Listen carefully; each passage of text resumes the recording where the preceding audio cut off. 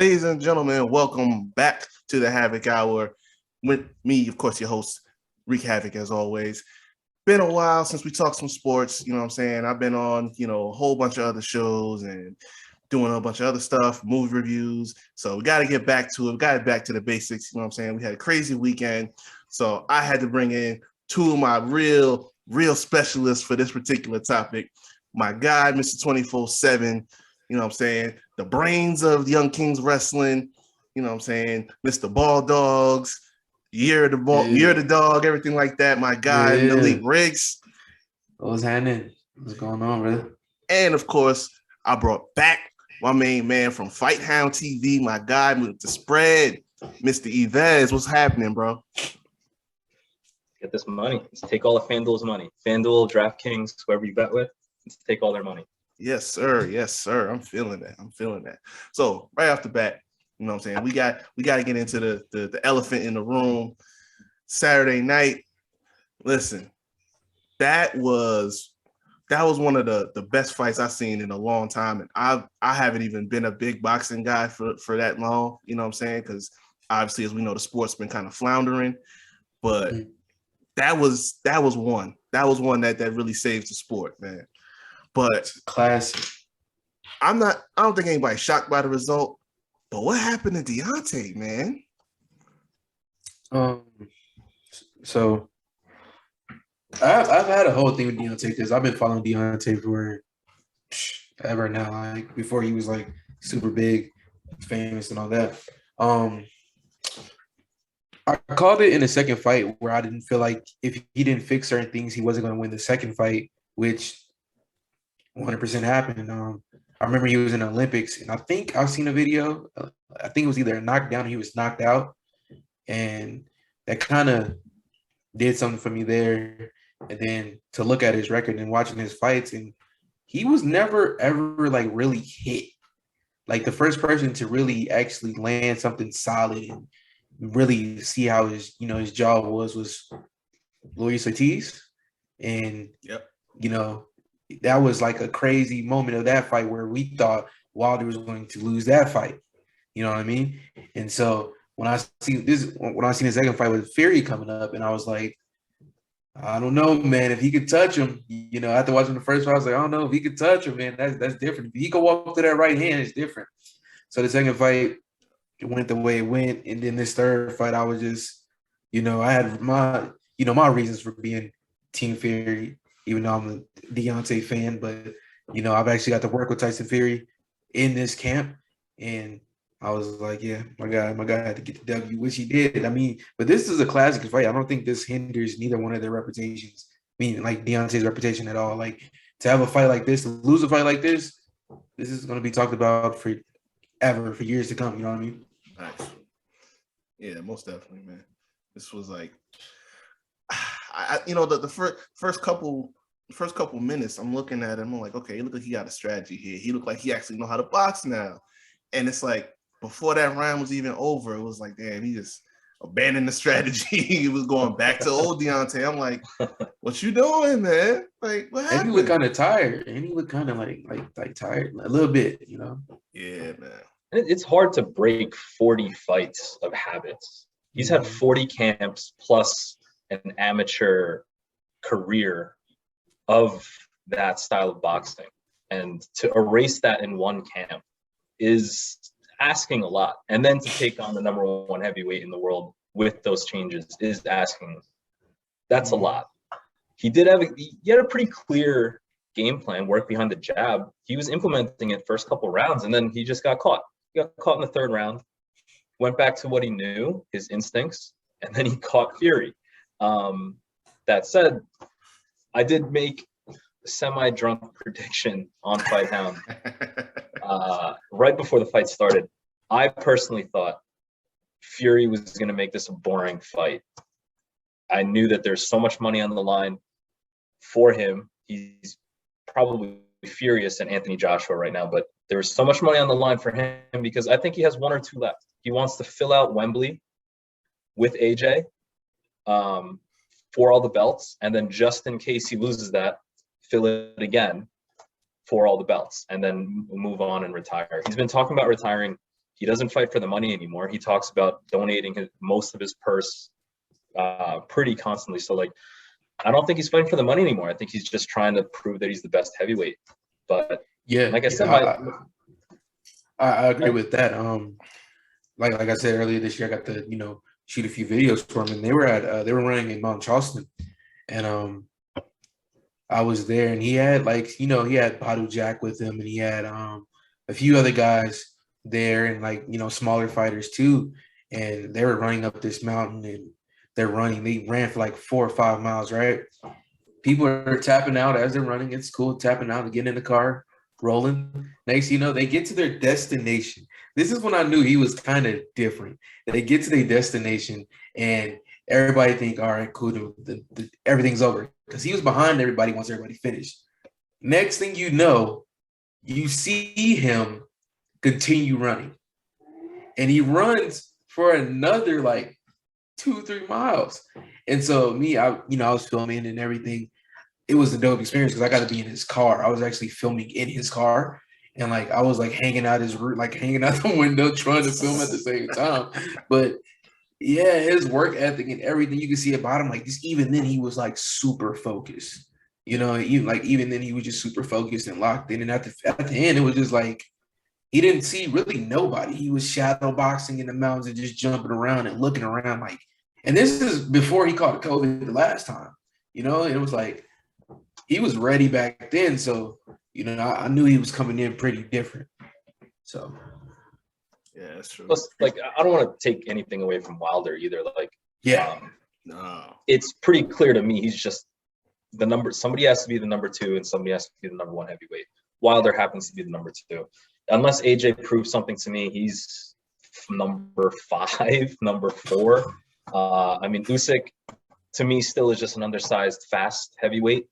But there's no shame in losing to him. And people I'm seeing online, his conditioning, why wouldn't he work on his conditioning? Why did he put on all this muscle? Because he weighed in close to 240 this time. And I don't care who you are. I don't care how conditioned you are. Deontay had to carry, because undoubtedly Tyson Fury came into that ring 285, 290, maybe even 300. Yeah. He has to carry that, eat his punches, try to avoid his punches, try to land his own punches, back foot, front foot, move.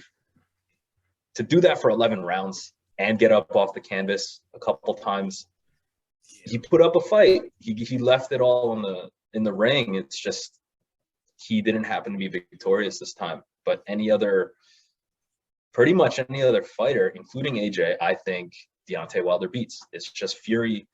Yep. This is one of the first, I haven't gone through Deontay's entire 42, 44 fight history, but I'm fairly certain this is the first time somebody's been bigger than him, or at the very least as tall as him. Tyson's 6'9", 300. And then having that leaning on you, that's going to take it out on you. I don't care who you are. The excuse of you didn't have a heavy suit this time. No, it's just, someone's leaning on you and punching you. That's going to wear on you. I don't care how conditioned you are. Yeah. That's the thing too. He, majority of that fight, he was hurt or he was gassed. Because once Tyson started landing, you could just see it. He was just different. The first time he drops Deontay, I'm okay. I don't know. I didn't expect him to last all the way into, deep into the 10th, 11th. I'm no.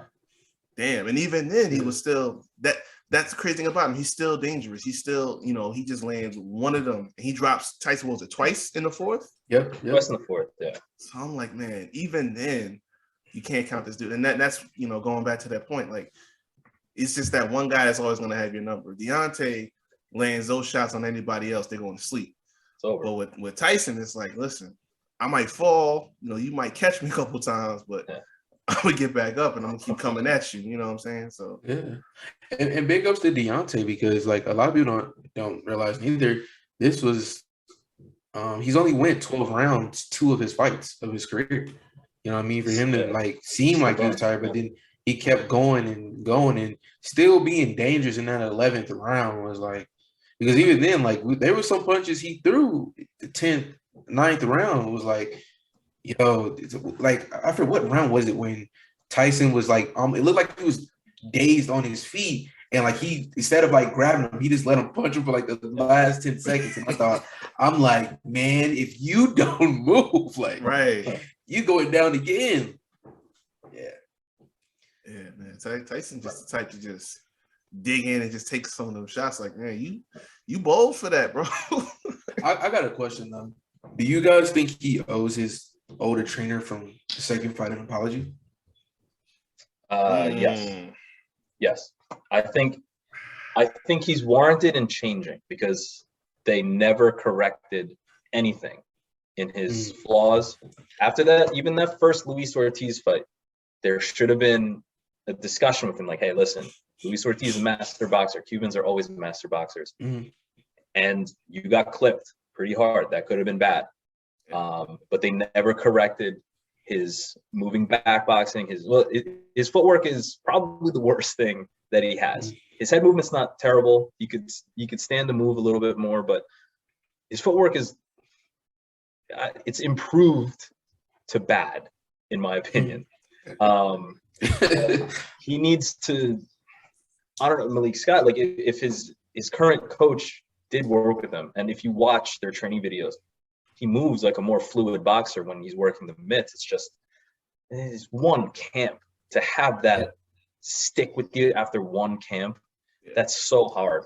So like, I think he owes his old trainers an apology in the sense that, listen, we're trying to protect you, man. They love that guy. You know, it's just at the same time, he's totally warranted in leaving. And honestly, to be honest, if he can, swallow some pride, I really think Kronk Gym is probably the best thing for Deontay because they could teach him how to harness his aggressiveness and his laser right hand and do it in a more controlled manner. They took Fury, who was like a tap boxer, and turned him into like an offensive guy. Can you imagine what they could do with Wilder with infinitely more athleticism? Wilder's probably got three or four more fights in his own right. I think he needs a camp, something like Kronk, maybe still have Malik in his corner as co-trainer, but he needs that sparring. That's a little bit of a, if you can't beat him, join him kind of thing. But like, can you imagine sparring with Fury's guys? He's only going to get better. Yeah, and the reason I was saying he should, my personal opinion why he should apologize to his trainer is because, when he was talking about he threw in the towel and he was disloyal and all this stuff. I'm like, this was the reason, so you didn't have to go out like that. You know what I mean? Like, it was a great fight, but just me knowing the boxers, being around so many boxers, seeing someone been knocked down that many times, and then how the way he failed and all that, something like that could be like some permanent damage too. You know what I mean? Where that could have went ugly, and that's the reason why your last trainer was just like, forget this. You got a family, throw it in there. You know what I mean? I understand you want to be a warrior and all this stuff and all that, but there's no need for another boxer to die in the ring. You know what I mean? So. I was talking with some people about this the other day. It's like you got these guys that like you got to save them from themselves sometimes because they so dead set on going out on their shield all the time. And it's like, I get the mentality, but at the same time, you look at so many of these people that either don't make it out of the game alive or they're never the same afterwards. It's like between the brain damage, the physicality, the toll it takes on your body. It's like these guys, like he said, these guys love their fighters, you know what I'm saying, the good ones. And it's like nobody want to see them go down like that. Nobody wants to see them have to potentially take that damage. So it's like, listen, if we got to do it, we got to do it. You live to fight another day. You know what I'm saying? Because there's easily a scenario where if he doesn't throw in the towel, we don't see a third fight potentially. If he were to keep on taking the beating that he was taking in that fight. So it's like. And it's kind of annoying that like this thing in boxing where if you lose, you're like you're devalued. Where guys in MMA and UFC, they lose 6-7 times and then they come back and it's nothing. You know what I'm saying? So either way, man, that was just a great night for boxing in general, man. That's amazing. That's going down in history. Yeah, man. I gotta say the undercards were kind of ass though. Yes. I heard that the whole night. I mean, like, crazy. It was a heavyweight showcase that was cool, but they're trying to showcase everyone on their banner, but like, man, like nobody. I feel like nobody went for it in the undercard. Right. They had some cold fighters too. Yeah. Where like I thought it was gonna Kanaki be like, everybody's getting knocked out. would have been like a barn burner, especially Yeah. on a rematch. I thought they were just gonna go for it. Like Kanaki just already looked flat. I mean, you take him out with low blows. I mean, yeah, you deserve the DQ at that point. Or it was scored technically TKO, I guess, but yeah. I mean, that was just I expected that to be competing for fight of the night. Mhm. But yeah, there was like it was pretty mediocre card and then an amazing main event. So Yeah. I mean, that kind of made up for everything, to be honest. Yeah. And that's another reason why I feel like they should kind of like, broadcast, women boxers more. Like I think this would have been a perfect place to have a Clarissa Shields fight, even though she's fighting PFL pretty soon. I think like knowing her, she wouldn't care. She would have still fought. You know what I'm saying? Like I think this would have been a perfect place to display her so the world could see that. Yeah, but all in all, I love it, man. I've been going back and watching it. I think I watched this fight twice already. just the excitement of it, man. Yeah, like that was one of those, like it just the more it kept going, the more invested you get in it. And it's like, like I said before, it's like when you have a sport that keeps on, drowning essentially with MMA and stuff like that, kind of taking the center stage. Like this was that shot that they really needed. You know what I'm saying? But you said it a bunch of times before, Malik. Like, you know what I'm saying? How they don't give us the fights that we want. You know what I'm saying? We gotta wait around for the longest time just to get the ones we want. And like that now we're finally getting some, like we're about to have Caleb Plant, Canelo coming up, and then Sean Porter and Terrence Crawford. Yeah, like we're about to have some exciting action. You know what I'm saying? Well, Caleb Plant and Canelo press conference alone is like, oh my god, should sell anybody on that fight. Like, yes. Oh man, yeah, that was real crazy. So I'm pretty high on Caleb Plant too. I honestly think it's a little early for him to take this kind of fight, but I'm pretty high on him. No shame in losing to Canelo if he does lose, but I'm pretty high on him. He's a very skilled guy. He very fast hands for his division. I mean, 68 for him to be that fast, that kind of movement, and he's a world title holder for a reason. So I'm pretty high on him. It's just I don't know. By the way, I don't know if you guys are watching the game. I did bet the first quarter over 9.5. There was a Jonathan Taylor touchdown on what looks to be a blown coverage, 76-yard reception. So Carson Wentz doing typical Carson Wentz things, doing like some bad throws, and then one amazing throw or one amazing decision to bail him out. But the over, I don't want to jinx it. First quarter over might be good. Okay. All right. Sorry. Dig it. So we kind of touched on it a little bit before, but what's next for Fury and Wilder? We think Usyk for Fury and AJ for Wilder. Yep. I think that would. No. They he officially announced they activated their rematch clause, so it's looking like Usyk AJ too in the spring. Yeah, they're just gonna give it some time. I think they want to just finalize a venue, but it's looking like it's going to be them immediately. I would assume Fury would just wait, but I don't know if he wants to stay active. Top Rank will feed him like a puff fight if he wants it, but me personally, it's like, just take the break. Jeez, I don't think he'll get ring rust. I mean, he's just gonna, I don't know, like if it's Usyk, he'll definitely just use his weight against him. If it's AJ, I think he'll go for it because I don't think he respects AJ with these 2 losses anymore. Nah. No. Can't blame him either, honestly. Yeah. I mean, AJ's a little bit chinny. It's the heavyweight division. I don't want to say someone's chinny in the heavyweight division because they all hit.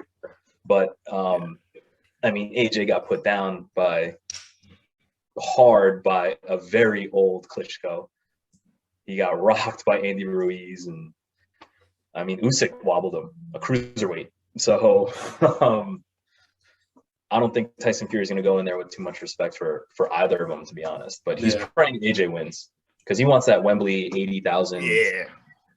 He's praying AJ wins. Yeah, they've been talking about that for the longest time. And honestly, before those losses, it would have been one of the biggest fights we could possibly get. But it's like now. Absolutely. But that's the problem with the sport. Like we've we wait till they either owed or they both have lost when you could have made your peak dollar. And I mean, I think that plays a part of the promoters. You know, I think that plays a part. But yeah. So like boxing, you know, take notes. We still have a lot of other fighters we would love to see fight. I mean, Javante, Devin Haney, like that whole division has so many fights you can set up. So is the welterweights. Like, yeah. Which brings me to this question, because I don't know if I asked y'all this before. Honest opinion on what the Paul brothers are doing right now. Brilliant. It's brilliant. He's a car salesman. He has a 98 Honda Accord that he somehow got triple the value for. He's a brilliant car salesman. And I don't blame him one bit for cashing out when he can and being a businessman. That said, this is a little unfair for the grinders and the people who put in the hours, club fights, fighting at VFWs and church bingo halls, just like wrestlers, man. Like, somebody like Pat McAfee comes in and just, you know what? I got Adam Cole. I got a premium. Spot here. I was just going to say that. Like, I feel like they're doing what wrestling think bringing in celebrities are doing. You know what I mean? Where they think, oh, we bring this celebrity in, their fan base is going to come and stay and watch wrestling. No, I believe like when they box, it's like the whole world is like kind of watching because people want to see them get beat up. People want to see, something happen. Like one of the my girl's friends at the party was just like, I just want to see somebody knock out Jake Paul. And I'm like, I mean, so does everyone. I just want to see him fight like an actual boxer. But then again, like he's a pro boxer, he's 3-0. Like fight somebody that's, on the up and coming, because that will build him as a fighter. And who knows who he could turn out to be. Like if he turns out to be a legit fighter and, winning world championships, it doesn't hurt us, but like he does what most people do. I know he keeps talking about like he's trying to set up a fight with one of the Furies, but I'm like, you want that. He doesn't actually want Tommy Fury. Tommy Fury he doesn't. He doesn't actually want him. No. Yeah. He's talking shit to even Tyson. Like, oh yeah, he's earned the right to fight me. He's like, dude, if that gets out of the first, if you get out of the first round, the first minute of that fight, I'd be shocked. Seriously. Because you can't out talk Tyson. Like he could do nothing. Like like how he goes to the press conference and like sometimes he outshines him. You can't outshine Tyson Fury. You can't outbeat Tyson Fury. You can't outdo nothing Tyson Fury. So leave Tyson Fury alone. He's forgotten stuff that he hasn't even learned yet. So, right. I get it. He's a car salesman. I actually appreciate it. Is it entertaining? Yeah. Do I buy it? No. I do look for the feeds though online, but I watch it. It's entertaining, and he's a great salesman. And these are the times for boxing promoters to make these great fights. Yeah. I mean, you get the world of the younger kids and YouTube and all this stuff coming in watching boxing, and then you put on a fight like Wilder Fury. Yeah, you're gonna get 1 million people. The reason to me why it doesn't work in wrestling is because what people think of wrestling and the wrestling community, like sometimes it gets kind of weird. So I think that's the reason why it never really sticks, that for sure. Yeah, no, like passionate's the word. Yeah. Passionate's the word. I turned the corner with Jake because I'm like, initially I was looking at it, through that wrestling lens. I was suspending my disbelief. And then I started thinking about, like you said, like everybody keeps talking about, oh man, I just want to see somebody knock him out. And I was on that train for a minute, but I'm like, wait a minute. I've seen this before. I know somebody that's done it before. And it was Floyd. Because all he did was just line up a bunch of people, you know what I'm saying? Because he was doing the promotion by himself. And it was like, well, he gotta build this up. He has to, make this thing happen. He's got to sell this fight. Knowing that he's gonna win, knowing nobody's gonna lay a scratch on him essentially, but it's like That's the idea. He got like 1.5 million buys on the Andre Berto fight. He's like freaking brilliant, Floyd. Brilliant. Yeah.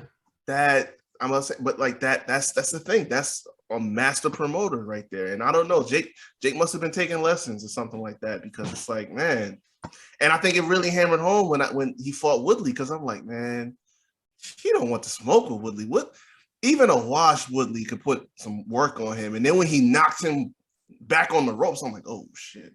Woodley made me. Woodley made me pretty bad. I bet. Yeah. I thought he was just gonna. I thought it wouldn't get past the second. I don't know if he's washed or if Woodley just did not want to get embarrassed and just take a decision. I don't know what that was, but I thought for sure he would just go in there 2 rounds, just boom, left hook, and then that's it. But that's right. And plus, I don't want to see a lot of these, like, unless like you actually train to be a wrestler too. I don't want to see these guys in the ring. Like, did you hear what Kayla Harrison said about her AEW thing about wrestling and all that? No, what she said? Kayla like kind of like bashed wrestling, where it's like, I went in there for a fake fight. I'm here for the real fight, and I'm like, come on, Kayla. Like, there's no need. Because ATT showed up to AEW, right? Yeah. I wanted no part of it. Yeah. I was like, oh yeah. Like, if you don't want to be there, they just don't. I mean, why you gotta disparage it? Yeah, you're like, and I don't think they realize how hard it actually is. Yeah, that's the biggest thing to me. Like, if you've never done it, it's like, how are you dismissing it like that? You know what I'm saying? And I mean, the thing is, if they made a one-off, I could understand. But it's like, Dane is on TV like every week now. Like, he just having fun going out there cutting promos and stuff and getting the whole team to come in there and jump people. Like, this is a regular thing. Come on now. Sounds terrible. Yeah, but I love all combat sports. You know, even UFC got a nice card coming up. It's on the same day as Canelo and freaking Caleb Plant. So it's like, which one do you watch? Which one? Like, you can have the laptop up those nights. Yeah, definitely. Yo, so I just seen it. They announced like an hour ago. Leon Edwards and Jorge Masvidal for 269. Yo. Is that because, like, so that's a no-win for Leon other than the payday, in my opinion? Because Jorge's still got to be a big payday. People are going to pay to watch his pay-per-views, but like, if you beat him, it's like, well, Jorge's lower than you. Right. But if you lose, your title shot's gone. Right. So, like, I'm actually a little shocked he took that fight. They must have given him like they had to give him some pretty good money because they built up that fight already just with their little backstage brawl. You know what I mean? Like, they're gonna put the whole fight off that one moment. So facts. They have to. They should steer into that whole history thing there. Yeah. Because that's the only thing. I mean, how do you sell Masvidal off a loss? People love him, I get it, but like reality, coming off a loss where he got murked. So how do you sell that fight? You got to sell it off the history and off of Masvidal's name. It will sell. Yeah. I mean, you got my money, but still. Yeah, man. Like, I didn't think Masvidal would beat Usman, but the way that he got rocked, I didn't think he'd lose that way. Yeah. Jeez. Oh man, you think he beats Colby again? The second fight coming up? I flip a coin for that one. I have no idea who's going to win that fight. Usman has gotten better since. Yeah. Colby hasn't. I mean, he looks the same. Right. So, I mean, if we want to go by like just that straight logic, I guess I lean Usman, and Colby has to go and take it. He has to go and beat him. Where Usman is defending that. I mean, that's an advantage. He can, if they fight the same exact way, it's going to go to Usman. Yeah. But, I mean, you see him knock out Jorge, who doesn't get knocked out exactly like that. Yeah. Are you really going to stand with him, or are you going to actually try to wrestle him this time? And that's rookie jaw. Last time he still was. Right, and that's what I thought too. I'm like, did they even go to the ground? at all in 4 rounds? They didn't. And that's why I said too, like he does not want that same strategy, because in every other fight you see Kobe heavily wrestling with guys. Like right after that fight with Usman, the next fight I think was with Tyron. And he was wrestling him a lot. Yeah. So it's like he spent the whole fight just standing and banging with Usman. And now you don't want to do that. So I think if Kobe really utilized that wrestling, I don't know how well it's going to go against Usman, but it's a better strategy than trying to Usman thing. You know what I mean? Yeah, wrestling. Do you really want to wrestle Usman though? And now you don't want to stand with him. So like that's this fight. Like I don't exactly want to stand with him, and I never want to wrestle with him. So unless he became a jiu-jitsu black belt in a month, I don't see a clear. I see all the advantages for Usman. I'm actually talking myself into betting Usman on that one, but I see all the advantages on Usman's side, with the exception of bad blood, because that can carry you through a lot. So, and Kobe has nothing to lose. Like he has nothing to lose. So that's another dangerous thing about a man. When they have nothing to lose, it's like, all right, might as well just go all out. So I mean, Usman, he still has to be careful and have that in the back of his head. Yeah, it seems like he beats just about anybody else in that division. So it's like if he stays at 170, then there's really nothing keeping him from getting back to the shot again. But I mean, you're talking about Usman. Like, let's talk about that. How does he make 170? You got me. Like, look at him. You got me. What does he weigh fight night? 90? He's is he? If he's more than 4% body fat, I'd be shocked. He's chiseled. How he makes that weight is amazing to me. Yeah, super disciplined, I guess. I will never understand that. Him and isn't Rose fighting on that undercard? Yeah. Her and Jon, they have the rematch. Yeah, the rematch. Yeah, I'm excited for that one too. How do you see that one going? Oh man, I honestly don't know now, because I didn't expect Rose to handle her like that in the last fight. So now I'm like, it's almost like when she fought Joanna the first time. I didn't see her knocking out Joanna, so I'm like, damn, I'm in the same situation now. Like, yo, this is crazy. Yeah, but I mean, someone who knocks you out that way, you're gonna fight them kind of timidly. Yeah, you know, like I feel, unless it's just, I don't know. Like I don't. Is that Whaley's first loss? I think it is. So it says it's her second. Okay. I don't know who she lost to. It's probably early in her career then. Probably. But I mean, the way she lost, it's like, how does that not play into your psyche? You know. So there wasn't much going on in that fight, if I'm remembering correctly, until that kick. So there's not like there was much to gauge how they were doing. Yeah. Did she really get a was the first round or second? Pretty sure it's first round, right? It was first round. Like, it was kind of like, it was like early. Like, I thought it was like first two. Let's see. I want to say it was in the first. Yeah, round 1:18. A minute 18 in. Bruh. Yeah, we don't know what's going on.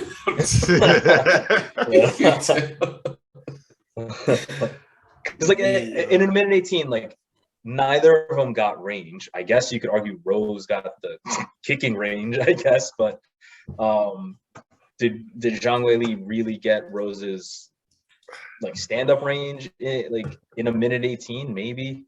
So and like she's such a beast. Like I honestly thought that.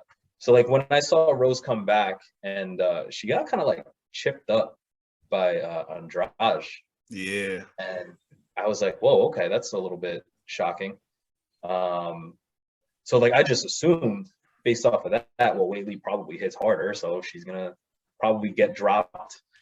And that was another lost a couple bucks, probably 1 or 2 units I put on that. And, I definitely put it on. I've definitely faded Rose, and I paid the price for that one. Damn, that's crazy, man. So I meant to ask this before, like, because on the last card we saw Shevchenko and yet another she just obliterated this chick defending her title.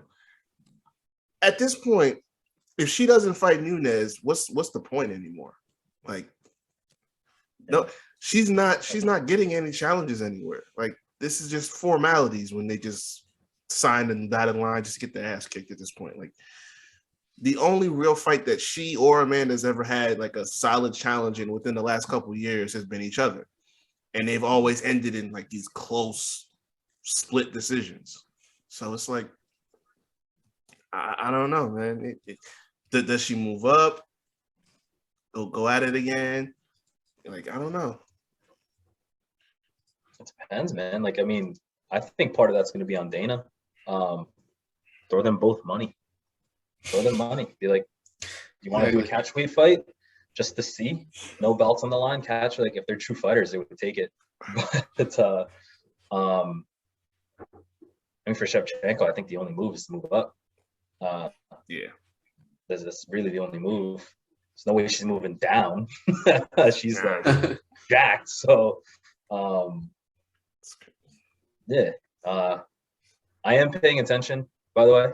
I'm just keeping an eye on this over. I need this field goal. And we hit the first quarter over. Oh, yeah. Colts are in field goal range. With my luck, they're going to do something stupid like shank the field goal. Oh, we saw a lot of that. A whole lot of that. So speaking of, let's just jump right into this real quick. So this NFL season has been real different so far. Obviously, I don't really care for our teams because we're New York fans over here. There's nothing really to speak of over there.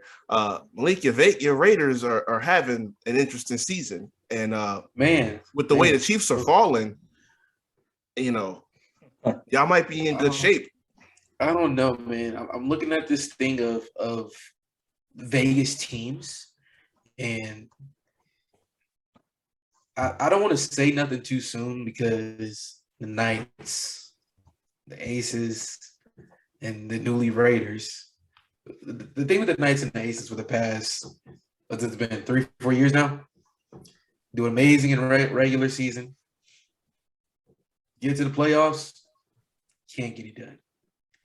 So, I mean, I really don't care how good they're doing right now. If they're not doing nothing in the playoffs, man, ain't really nothing to talk about. So, we need that ring in it. We need one ring in the city first. So, I don't know. We just, lost to the Bears. So, Yeah. Who knows? Would you prefer Mariota started? Like, Carr seems to be like, I feel like, I don't want to say he gets a raw deal, but like, I feel like nobody's for this long to not be convinced that he's the guy. Like, I mean, at what point do you just cut ties and just? I mean, I don't think Mariota's the guy, to be honest, either. But like, I think if you cut ties with your QB, that's pretty much right. You're starting over, unless they draft one.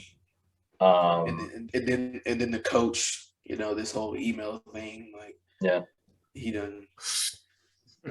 You know what I mean? We were starting good. We had a little thing rolling, and then man, we lost to the Chargers, and then we lost to the Bears. Man, I don't know how it's going to look for this season. The Chargers are a problem though. Like, Chargers are nice. Chargers are nice. Yo, I did not see, the same potential in Herbert that a lot of other people saw. I'm thinking like he's going to be decent. You know what I'm saying? Like probably middle of the pack. But this dude is just lighting scoreboards up. It's crazy right now. Like I didn't think they would beat the Browns yesterday. And this dude just kept on just trailing for a little bit and just bringing them all the way back. Like, bro. Yeah, some poor guy bet the under in that game too. Wasn't me, but I mean somebody out there bet the under. Oh man, I had the Browns, man. I did think they'd make it competitive, but I'm like, listen, I mean, Cleveland, they've got that rushing offense, they got OBJ back, like the defense, like they should edge them out, but man, That kid is a real problem right now, man. What's up? What's up with Pat? Rick, What's up with Pat? oh my bad. Are you a Giants fan? Jets. Yeah, I'm a Giants fan. Yeah, my guy Nick Gates play for the Giants. Oh, what the fuck just happened? Can we hit this over? Uh-oh. Sorry. Oh, he's stressing. What the hell just happened here? All right, Baltimore's got 3 minutes to put up a field goal at least. There you go. Dude, the Colts are in field goal range. What the hell happened? Did they go for it on 4th? I think they did. All right, sorry. Oh All right. man. That's the last time I break No, you good. You got that money on the line, man. That's right. I was like, I'm that make anybody break. I'm with you, man. 3 units on the over in the first quarter. Oh man. Yeah, no, I feel you. It's been rough, man. Like yesterday was just bad for me, man. Cause I think I had a 7 leg, and all I really needed was, what was it? I needed DJ Moore to score once, just one time, and then I had on the Browns someone because I picked the Bills. I picked the Bills to beat them. Yeah. I didn't think it would be like that, but I had to. Yeah. But yeah, those two things just messed me up completely. And this week was a bit of an anomaly. Like, I mean, for the Panthers to let the Eagles hang around for that long and then a blocked punt, like, that's like, I don't want to say an atrocious loss, but like, come on, what are we doing here? Yeah. So like, 3 picks from Sam Darnold. I mean, you as a Jets fan, you're like, all right, same old Sammy. But like that to me, like -2.5, -3.5, wherever you got it, I'm like, that's a lock for the Panthers. I mean, I personally thought Denver was gonna be a bit more competitive against. Like, I thought the Steelers were reeling. They're not, I guess. I mean, can never count Tomlin out. It was a weird week of, I don't want to say upsets, but like hard to bet week, I guess. Definitely. I mean, looking like this over is not going to happen, boys. Oh no. 45 seconds. No one's taking a timeout. So unless they run this punt back. Oh yeah, I'm looking at it right now. There goes 3 units. Great. Damn, man. Do you guys think anybody's gonna pick up Cam Newton? No. Honestly, politics. I doubt it. But if anybody was going to, I would have said Pittsburgh. Is he like the Kyrie Irving right now? It kind of seems like it. And honestly, I don't get that, because it's like you said, it's a lot of politics going on. I mean, he didn't do that great with Belichick, but anybody who knows, that team and that system, it's a complicated system to pick up. So some of the best guys go there and don't pick it up well, and they don't play well. Like Chad went there in 2011. He didn't have that great a season. So, you know what I'm saying? So it's like, it's not for everybody. But that, on top of the fact that he was hurt, he had COVID, it's like he didn't get another fair shake at it. So any other team could pick him up, and just to be the number 2 guy in the event somebody goes down. And the way that Ben was looking the first couple of weeks, it's like, why wouldn't you have that insurance policy on? Exactly. I 100% agree that, this COVID thing has flipped the world. And who knows, man. I was just thinking about Kyrie Irving the other day, because are you still a Brooklyn Nets fan? Oh yeah. What if you're the owner right now, you're the GM, do you try to trade him when his contract's up? Are you re-signing him? Because he's only been here for what, two seasons? And last 3? So this is the 3rd. Yeah. Yeah. Okay. Last season, he went missing and didn't let nobody know nothing. Now this year, he's probably not going to play any home games. What do you do, Reek? What do you do? I'm gonna have a long discussion with James Harden and KD. That's what I'm gonna do, and I'm gonna ask them how badly they feel that Kyrie should be a part of this team. If they give that vote of confidence and say, listen, we need him, you know what I'm saying? If we take it, if it's away games, we'll take it.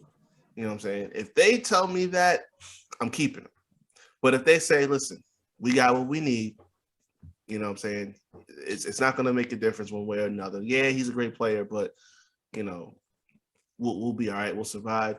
Then I'm going to say, listen, pick up that phone. Who wants Kyrie Irving? I don't know who's going to make that deal. I don't know who the hell is going to pick him. No one's gonna make the deal. Yeah. You're gonna get no value for him. Yeah. And like it'd be so hard to even out that money too. Like you're gonna have to take like an awful contract, like a horrible contract to even out that money. So you're literally just getting rid of him. Like I don't know. The politics of it are gonna be crazy. I don't know. Like he's kind of hush on it. I don't think he's seeking a religious exemption because they just denied Wiggins. So it's a personal decision. It's an expensive decision. It's a decision he made. He seems to be at peace with it, but I don't know what the Nets organization is going to do. It's a tough, it's a crazy situation. Yeah, it's kind of like. And that's a crazy thing because like last season I said when he did, just not show to games when I was just like, you know what, if you don't want to play, just don't play. You know what I mean? Because me working in the basketball field, me now actually going to be doing some work with the NBA these upcoming few weeks, I'm working with the G League, and I've personally seen some of these guys work their ass off every day trying to make it up there. And, with the vaccine stuff, like me personally, I understand because, hey, if you want to get it, get it. If you don't, whatever. But at the end of the day, it's like, man, it's a lot of guys out there who would kill to be in your position, who is literally working out every day. Like, I've been with DeMarcus Cousins for like the past 3 weekends, and he's in the gym every day. Lance Stevenson out here in the gym every day. Even though they're older players and know they're not as good as Kyrie or right now or anything like that. But we have a plethora of guys out here that are just working their ass off. And now I'm about to even go and see even more guys who are just trying to get up there. So, I'm torn. Like, I'm not about to like sit up here and bash him because he doesn't want to get the vaccine, whatever it is, your body. But at the end of the day, think of your teammates, think of your family, think of the money that you're making. How many people would want to be in that position trying to get that stuff, I think the main thing about it is it's 1 year after another. It's just something with him. You know what I'm saying? Whether it was the rift with LeBron, the issues he had in Boston, then he gets to Brooklyn, he's not showing up to games. It's like when you have a pattern, you don't. That was BS. You just show to games. Right. It's like if you, like you said, if you don't want to play, you don't play. But to him just not showing up and then after the fact say, okay, I got things in life going on that are bigger than basketball. Guess what? Everyone does. Everybody's got families and personal stuff they have going on. What makes you the exemption? You know what I'm saying? So that you just or just let somebody know, hey, I got some family issues going on.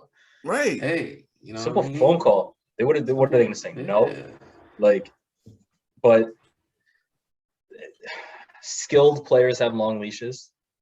The only longer leash out there on Kyrie is probably KD, LeBron, and probably like even Harden probably doesn't have the leash that like they probably wouldn't put up with some of the crap that Kyrie did. It's just it's a personal decision that affects the team. So however you feel about it or not, that's the state of New York. That's where he chose to play. Yeah. So now you have a decision to make, and it seems he's made his decision to a degree. Now, what is the ruling on the PBA? If he's not playing at home, that's 50% of your games. Is 50% of his pay up for grabs, or not up for grabs, but like forfeited, or? Yeah, I don't think they're paying guys for games they're missing because of the vaccine. Yeah, I think that's why Andrew Wiggins went and got his vaccine. Right. Yeah, and it's the same thing with the NFL $8 million too. They're like, shot or whatever it was. Yeah, it's the same thing with the NFL too. Like if you're missing games, that's a check that you just miss out on. You know what I'm saying? Because they set the record straight with their mandates from the jump. So if you're not in, you're not in. Plain and simple. Yeah. I mean, Kyrie's making enough money. Just test him every game before everything. Just test him everywhere. Like, no, it seems like he's obviously a principled guy. Yes. He stands by his convictions. There's no way, because Kyrie's such a big name, that the CBA is not currently working on a deal with, like, he will quarantine in Brooklyn. He will get tested every day. He will. The NBA is still a business. Do the Nets make more money with Kyrie on the floor? Yes. It's the state of New York. This is a big market team. They will make some sort of accommodation. And ultimately, this will snowball into, you made the accommodation for Kyrie. Why aren't you making it for me? Exactly. So this is going to be a nightmare for the NBA.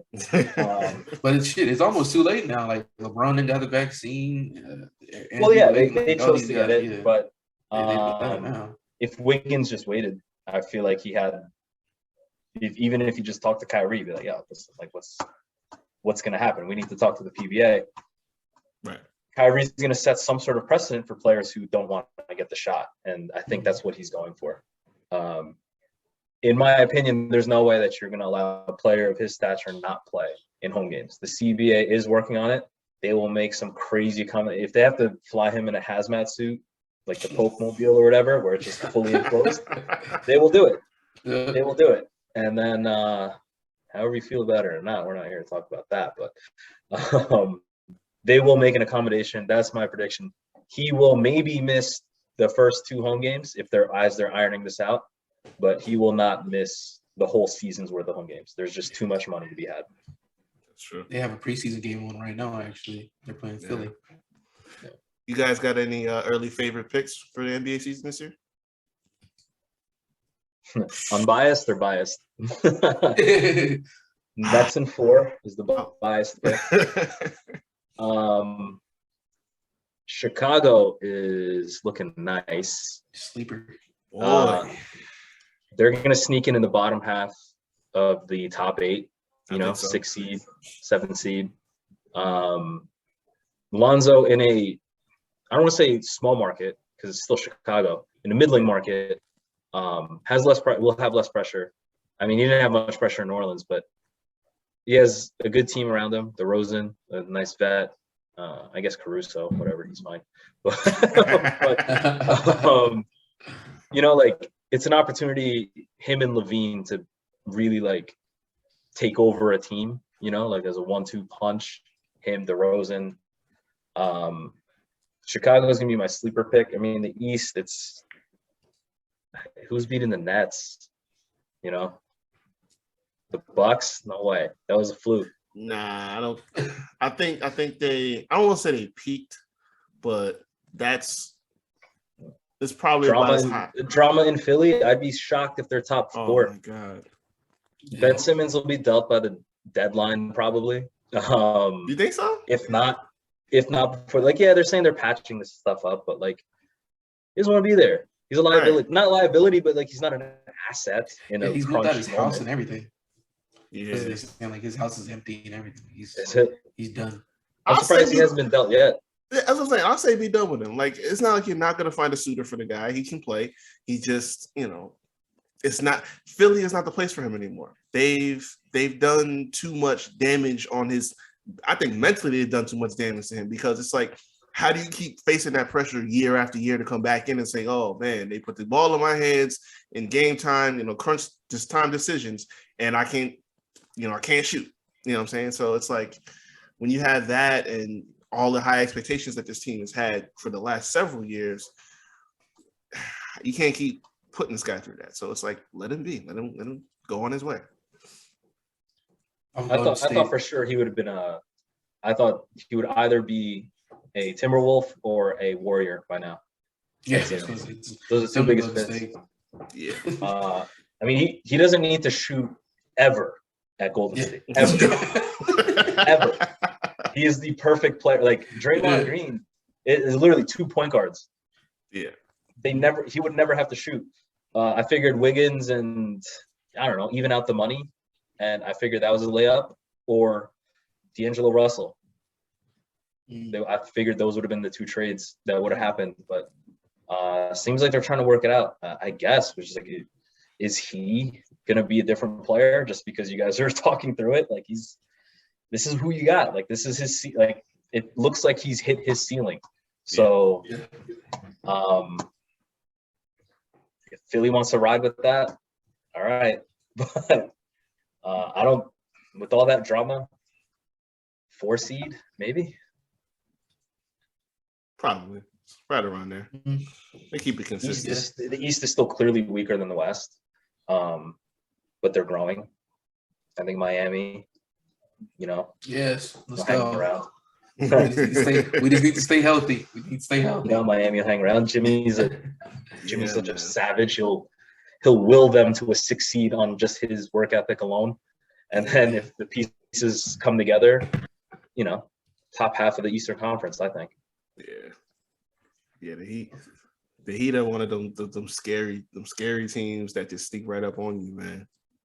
Yeah. All the time. We got PJ Tucker now, and just a bunch of grinders on that team. Oladipo, if he stays healthy, man. Yeah, that's right. Tyler Hero, Duncan Robinson. We have Kyle Lowry now. Like that's right. I still forget about that a lot. So, like I said, I don't care about these regular season shenanigans. I want these playoffs.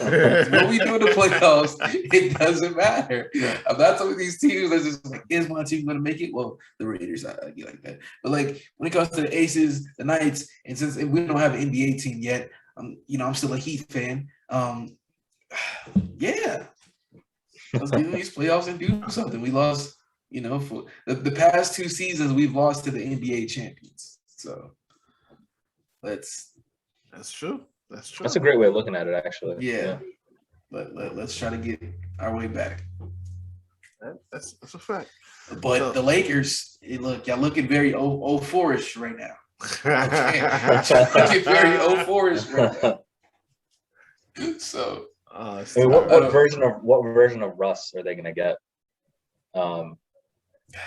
Hopefully they get a new team player, sit back and just do what you do best. Like you don't need to lead. I think this is his first season where he doesn't need to lead. He can sit back and just listen and implement what he's going to do. Like anybody in the NBA on a team, LeBron James, I don't care how old he is, he's gonna direct you in a certain great way. He just need to knock down his shots. He don't even have to control the ball this year. Just knock down your shots. Yeah. So he can conserve a lot more than he usually does, which is probably the best thing for him. I don't see too many triple doubles this year. Like they're gonna land Kevin Love. You think? What is that? They're gonna land Kevin Love after he gets bought out. I wouldn't be surprised. Can you imagine that team arrested Kevin Love? Because Kevin Love played maybe 60% of what he actually could do last season. Did he hustle at all? He was ready to That's being generous. He was begging to be traded. Begging. They're gonna buy him out. They should. You got to ring with him, and then he'll sign for the minimum. And honestly, it's between Brooklyn and does he want to be the 5th power forward in Brooklyn or go home?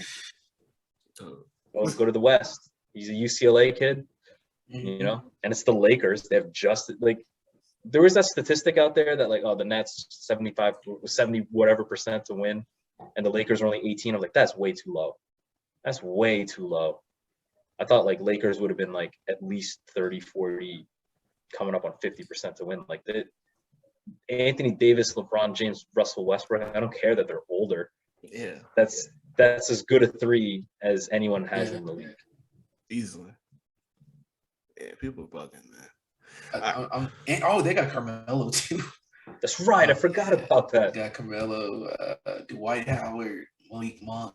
The thing is, they have a recently single Carmelo. So who knows what kind of shenanigans he's gonna get into. I'm sorry, but I've never seen Carmelo smile this much, so I don't know if it's a good thing. Maybe he's gonna be hooping. I don't know. That's what I'm saying. So we're not gonna get hoodie Melo. I don't know. Maybe get a whole new version, single Melo. Single Melo. Yeah. I mean, motivated Melo. Has he ever Yeah. Has he ever had a team where like he had another him? Like the Knicks, no. They had Amari with half a knee. The Nuggets the Nuggets did him no favors. I mean, they gave him Allen Iverson. Yeah, he was. I think that's the farthest 7 years old at that point. I'm about to say that's back end Allen Iverson he got. Yeah, but I think did they make it to the Western Conference Finals? They did. I think it was. How many jump shots? How many shots are available on that team? You have Iverson and Melo on one team. They took 80% of the shots on that team. So like, how could he compliment him? But now he's on a team. He doesn't have to be the guy, but he could still have that mentality. Yeah. This is the second time with Russ too. Is it? They were in OKC. Yeah, that's right. Oh man, him and Paul George. I forgot about that. I think everybody forgot about that. Actually. Yeah, we definitely did. Oh man. Yeah. All right. So question of the night, probably question of the decade, because I was looking at this earlier and I saw this stat that kind of blew my mind. So when does Father Time hit Tom Brady? Because I don't know. The dude threw 5 touchdowns and 400 yards for the first time in his career at age 44. What type of shit is that?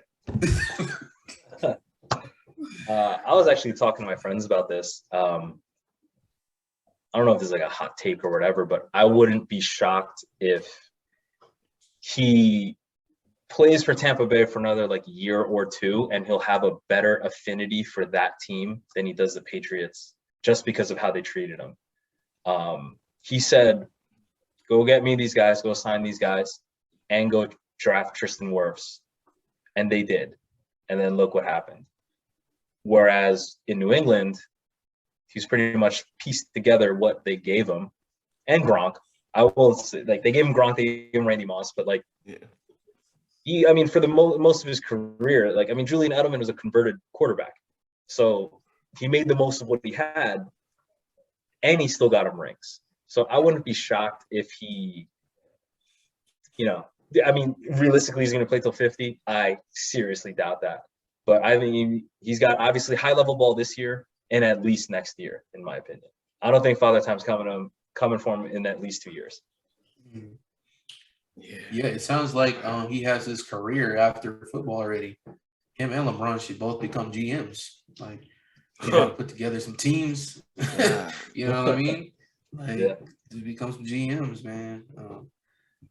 Like I said, whenever Tom Brady's ready to stop, like, I think he will. I don't know. Like, the thing is, I even think the Bucks owe him one even awful season. Like, I think the Bucks, like, even if he's like, it's clear, like they go like 5-12. I'm like, yep, we owe him that. He got us a ring in 1 year. We owe him that season. Like, we owe him the season for him to go out how he wants to go out. So they should give him like 5% ownership of the team just for that season alone. In 1 year. like something. Why not? They lost WrestleMania, all that funding, but they got the Super Bowl win. So he almost like didn't they have WrestleMania there? They did. Yeah, they had it, but like, the money that they lost by not having it, was kind of made up by a Super Bowl winner. So you think they got enough goodwill with him that he might retire a buck when he does retire? I wouldn't be shocked if he chooses not to do that one-day signing thing with the Patriots. I think it's fractured, but he's enough of a gentleman to not, go out and like bash him. I wouldn't be shocked if he just retires and then that's it. He signs to the NFL and is retired. No, I kind of agree with that. Like that tell-all book from Bill, from Bob, from Tom, like that's gonna be something, because this story got a lot of holes in it, and all this nice shit that everybody's doing. It's like, yeah, we get your professionals, but something went wrong here for this man to wind up. Gonna be another fire movie. Oh yeah, when I was watching the after the Wilder and Fury fight, I was like, yo, when they ever make this little movie on Tyson Fury or a series, whatever, it's gonna be lit. Like, that's gonna be probably one of the greatest movies of all time. Like, you look at Tyson Fury's story after he beat Klitschko, left, got addicted to drugs and almost attempted suicide, came back, won, beat Wilder. Like, yeah, that's gonna be an amazing movie. And same way with Tom Brady. Make a movie about Tom Brady. That's gonna be crazy. Yeah. Who plays Tom Brady? They gotta he's gotta be moderately tall, kind of handsome. I mean, who's gonna play Gronk? You're gonna have to get like Chris Pratt to play Gronk or something like that. Sounds funny. But probably like freaking like Channing Tatum or some shit. That's true. Play Brady. Yeah, he actually played like a little bit of college ball too, so that might work. Yeah, that's true. Yeah, man, that would be something. I mean, yeah, that is such a crazy stat line though. Like, when I was running through my bets, I threw a unit on the over. Is 2.5 touchdowns on the over was plus money for Tom Brady. I was like, that seems like a lot, because there's something I don't know. Like, I was genuinely shocked on seeing. I was like, hold on, the Dolphins aren't any good. Right. They're home. And even if they weren't home, that's pretty much a home game for Brady. Yeah. 2.5 touchdowns. Like, I can't believe that's plus money. But I was like, there must be something I don't know. Like, is there a wide receiver who's out or something like that? I was like, all right, I'll only do one unit. I should have threw like a bag on it, because I think like, Antonio Brown almost hit the over on like 2.5. So. I think Gronkowski was out, but he still got Mike Evans, still got Godwin, he still got Brown. So yeah, he threw in a Gio Bernard, for God's sakes. I mean, like, right. If you're open, he's throwing it to you. So it's like 2.5. I'm like, this feels like a lot, but it's plus money. I don't know what the deal is. So, whoa. Oh, are we seeing the same thing? We breaking some news right now. Oh, that's wild. Ladies and gentlemen, apparently we just want to break some news on the show right here. Jon Gruden and the Raiders are parting ways after this whole incident with the emails from back in, what was it, 2011? 10 years ago. Yeah. Haunting him today. Oh my God. Football news. You heard it here first. That is wild. So we'll be 3-3. But the crazy thing was, hold on. We got to look at the line immediately on next week's game. I'm instantly fading the Raiders. No offense. That's 2 units. Instantly 2 units. Hold on. Oh man. Crazy thing, I just met Mark Davis last week. I just got a picture of Mark Davis last week. Really? And I see my guy Henry Ruggs. Yeah. Mark Davis is the coolest guy ever. Like, Henry he went to the fans and took a picture with one of the kids. We got the Broncos. Yeah. Oh shit, dude! The line already moved. Somebody knew something. They're already plus 3.5. What? At Denver. Yeah. I don't think. I mean. Oh man. That's a lot of points. Las Vegas is still a good team, but. Yeah. But at Denver 3.5. I think that's crazy though. Like, they were saying this earlier this morning. They were like, listen, actually, no, last night, they were saying that there shouldn't be, the league wasn't planning to do anything, they did say that the team was going to have this. He's getting the bag. They have him out. He hasn't been competitive in a couple years. Like, it's this. They did say that's that an expensive stadium. They got like poles and a club or whatever in there. Like, it's an expensive stadium. It's very nice. Very nice. Yeah, you can move it to the stadium. Yeah, man. Yeah, they're gonna get like some dumb hire like Jason. Yeah, Rick, you take him away from the stadium with us for SummerSlam. Yes, sir. Yeah. That spot is beautiful. Like, you guys are I shot the UNLV game. I got to go like at the locker rooms and all that stuff, and like, man, it's like the stuff that people don't see is amazing. Yeah, man. It's crazy. Yeah. Yeah, no, I think they said they were gonna have an internal meeting with just the team. So this was just a decision based off of them because the league apparently wasn't gonna touch this at all. Like there wasn't gonna be any kind of punishment or suspension handed down. But boy, who takes that job as head coach of the Raiders right now? I'm seeing the line at 4.5 already moving on some sites. This line is moving. This line is moving. Oh man, You're just gonna bury this guys. Like they're not a bad team. They're not a bad team. Y'all start deleting y'all emails. Like, why have emails been getting old people in trouble for so long now? Like, man, nowadays emails and politics. Why are I'm you not still gonna write sending down. emails? Nothing will be documented ever that I say. Like we should probably delete this video. You know, we probably shouldn't even put this Right. out. Oh my Like, god! They don't know Snapchat. They can get on Snapchat or something. Come out. Like, oh, Yves was wearing a Rutgers hat, and Rutgers is I don't know, whatever. Yeah. And I'm gonna get fucking. But Sheesh. Oh, I thought the apology would do it. I'm not gonna lie. I was like, he seemed genuinely remorseful. I mean, it was 10 years ago. Something stupid to say, I get it, but I really think this was a money decision. They had their out. I mean, Jacksonville is looking for they just need Urban Meyer to screw up one more time, and then he'll be on the first flight to South Carolina, South Cali. In bet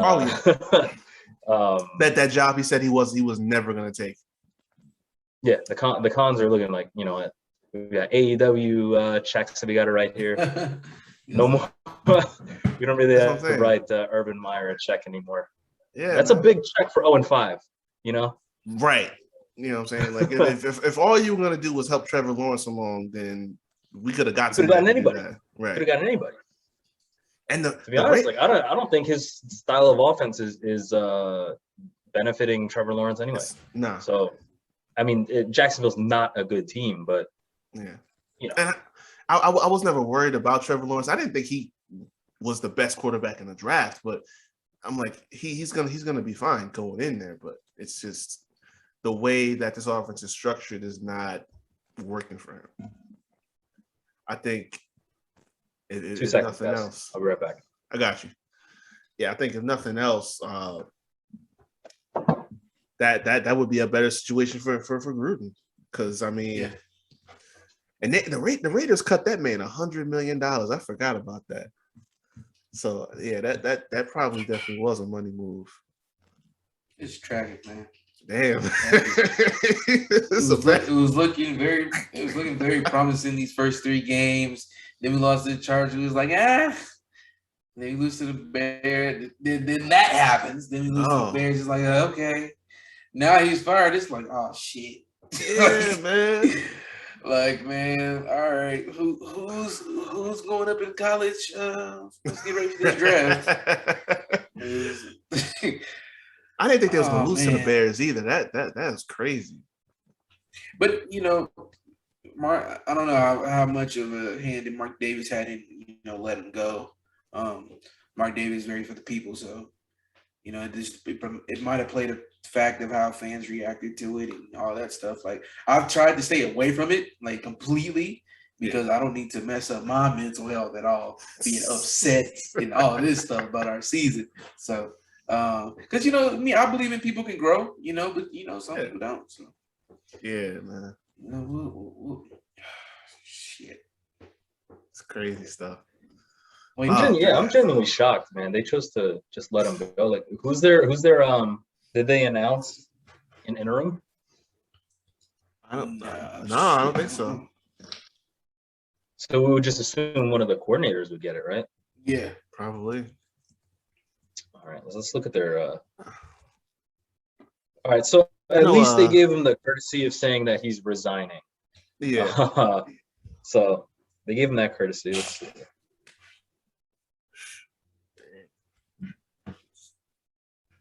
Imagine the coordinator comes in, takes over, and they wind up like going on a tear. Yeah, watch them go off on like 9 straight wins. They beat the Chiefs. They beat the Chargers. My goodness. It's not hard to beat the Chiefs now, apparently. Like no matter what Mahomes does, their defense is just shitty. Atrocious. I could get a completion against the Chiefs. I mean, shit. Yeah, man. And that's terrible too, because it's like that was their issue when he first got there. It's like the defense wasn't good, and it just year after year just keeps getting worse. It's like you're putting too much pressure on this guy to make something crazy happen, from at least halfway through the game. Like, yeah, we know the guy's special. He can do a lot of different things, but help the guy out at least. Don't put it all on him. You know what I'm saying? Like, we know he's the money man now, but every team needs a defense, especially for Spags. Spags, who beat Tom Brady, in that Super Bowl, the undefeated Patriots. Now he can't coach a defense. What the hell's going on, man? What's up, man? All right, Greg Olson is the offensive coordinator for the Raiders. Not to go too off topic here. Sorry. Not tight end. You good. No. Okay. Gus Bradley is the new defensive coordinator. He has head coaching experience, right? Yeah. I do not know. Yeah, I think he was the Jags coach for a minute. Was he? Oh shit! So don't give him the reins then. I mean, yeah. So Wilder Fury.